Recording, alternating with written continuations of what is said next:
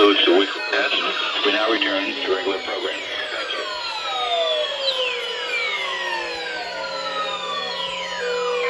Thank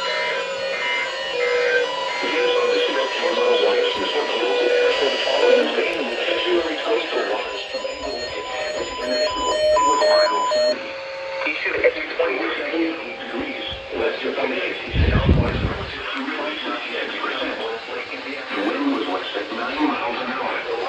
The pressure was 30.170 and rising. At sea, keep clear water. Visibility 10 miles. Seas 2 feet below.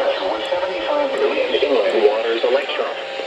Areas of sea fog 7 miles an hour. And the pressure was 30.172. At downtown St. Petersburg, it was partly cloudy. The temperature was 75 degrees. 2.65. And inland waters electron. Areas of sea fog in the morning, then passing sea fog in the afternoon. Thursday night, light surrounding. It was mostly cloudy.